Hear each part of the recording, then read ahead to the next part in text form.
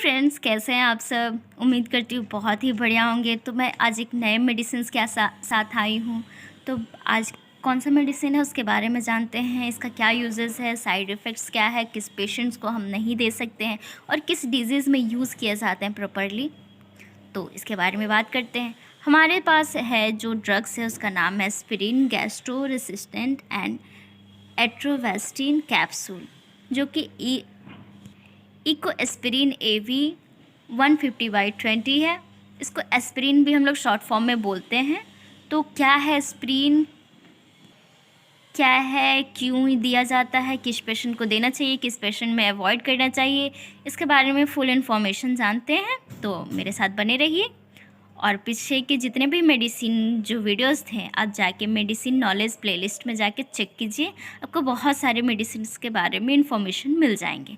तो चलिए आज इस मेडिसिन के बारे में बात करते हैं। Gastro resistance tablets are taken to reduce the risk of blood clot forming and therewith prevent further। जो एस्पिरिन टैबलेट है वो दिया जाता है ब्लड क्लॉट जो होते हैं उससे रिड्यूस करने के लिए और फर्दर प्रिवेंट करने के लिए। किस चीज़ में? Heart attack, stroke, cardiovascular problem in patient who suffer from the stable और अनस्टेबल एंजीनिया, यानी कि चेस्ट पेन। अगर किसी पेशेंट को चेस्ट प्रॉब्लम हो रहे हैं, रिलेटेड टू लंग्स कोई प्रॉब्लम हो रहा है, उसमें दे सकते हैं। हार्ट अटैक के पेशेंट को दे सकते हैं, स्ट्रोक के पेशेंट को दे सकते हैं, या फिर कार्डियोवास्कुलर कोई भी प्रॉब्लम हो रहा है उस पेशेंट को हम लोग एस्पिरिन दे सकते हैं।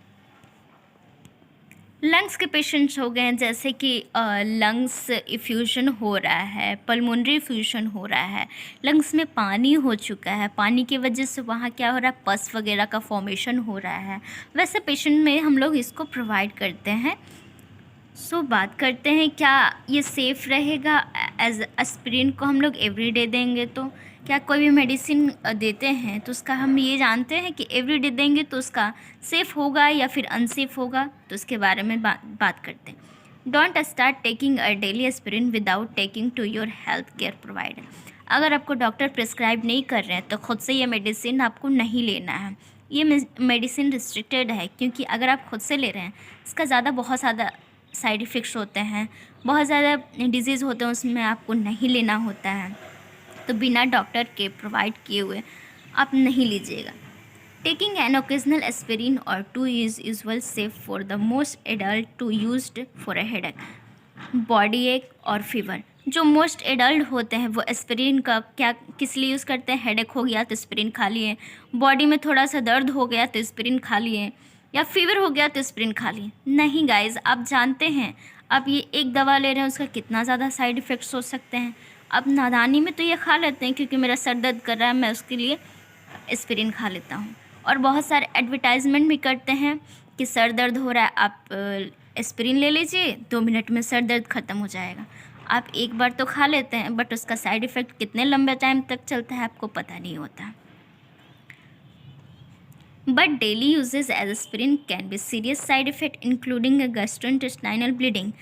आप जान भी नहीं सकते हैं कि आपके साथ क्या हो सकता है। अगर सीरियस साइड इफ़ेक्ट्स इसका अकर हो रहा है, आप डेली यूज़ कर रहे हैं, तो जो गैस्ट्रोइंटेस्टाइनल ब्लीडिंग होना स्टार्ट हो जाएगा, या तो आपको स्टोमक में या फिर इंटेस्टाइन में ब्लीडिंग होना स्टार्टिंग हो जाएगा। तो इसके तो बात की है कि ब्लीडिंग होना स्टार्ट हो जाएगा, तो क्या एक और क्वेश्चन मन में आएगा आपके, aspirin safe for your stomach? क्या हम स्टोमक के लिए ले रहे हैं तो क्या एस्पिरिन सेफ रहेगा? Aspirin can lead to adverse gastrointestinal effect.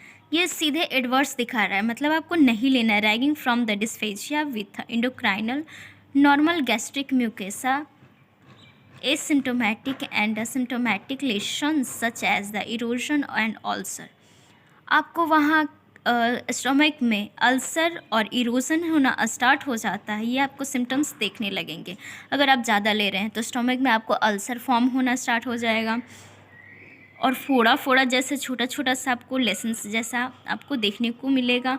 और भी बहुत सारे कॉम्प्लिकेशन हो सकते हैं, जैसे अल्सर के साथ ब्लीडिंग होगा, परफोरेशन होगा। परफोरेशन कहने का मतलब आपको वहाँ सड़न देखने को मिल सकता है। धीरे धीरे वो जो एरिया है आपको नेक्रोस करना स्टार्ट कर देगा। इसलिए एक छोटे से मेडिसिन से आप उसको बहुत बड़ा डिजीज़ कन्वर्ट कर सकते हैं। इसीलिए विदाउट डॉक्टर के प्रिस्क्राइब किए हुए हम कोई भी मेडिसिन खाते हैं तो वो हमारे लिए ही नुकसानदायक होता है।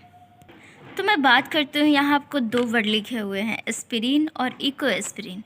तो इस दोनों वर्ड में क्या डिफरेंस होते हैं इसके बारे में चलिए बात करते हैं। Tablet you सॉलो whole with water, tablet that you dissolve in a drink of water soluble, tablet can you सॉलो with water enteric coated और गैस्ट्रो रेजिस्टेंस। ये जो होते हैं गैस्ट्रो रेजिस्टेंस होते हैं enteric coated. This tablet have a special coating that means may have more gentle on your stomach. इसमें enteric coated होता है ताकि आपको स्टोमक को जाके कोई नुकसान ना पहुंचाए।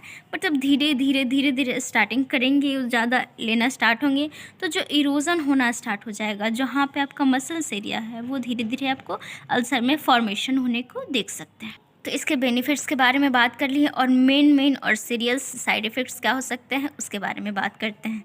हार्ट बर्न आपको देखने को मिलेगा। अगर कार्डियोवास्कुलर डिजीज़ हो रहे हैं तो उसमें आपको फुल्ली रिस्ट्रिक्टेड है कि आप जब कार्डियोवास्कुलर डिजीज़ हो रहे हैं उसमें आपको डॉक्टर ही प्रोवाइड करेंगे। तो हार्ट बर्न आपको देखने को मिल सकता है। एब्डोमिनल पेन देखने को मिल सकता है। इंक्रीजिंग ब्लीडिंग टेंडेंसी आपको देखने को मिल सकता है। Nausea, diarrhoea, drowsiness, any swelling, difficulty breathing, fever, tightness, vomiting के साथ ब्लड, यानी कि वोमिटिंग ब्लड देखने को मिलेगा आपको, ब्लड के साथ वोमिटिंग देखने को मिलेगा। तो ये सारे आपको साइड इफ़ेक्ट देखने को मिल सकते हैं। तो आपको एस्पिरिन के बारे में ये सारे इन्फॉर्मेशन पता थे क्या गाइस? तो आप प्लीज़ बताइएगा। अगर आपको कोई डाउट हो रहा है तो कमेंट सेक्शन में ज़रूर बताइएगा अपना डाउट्स, हम उसका रिप्लाई ज़रूर देंगे। तो आपको ये वीडियो कैसा लगा लाइक कीजिएगा, चैनल को सब्सक्राइब कीजिएगा and support the medical nursing Adda team. Thank you so much, bye bye.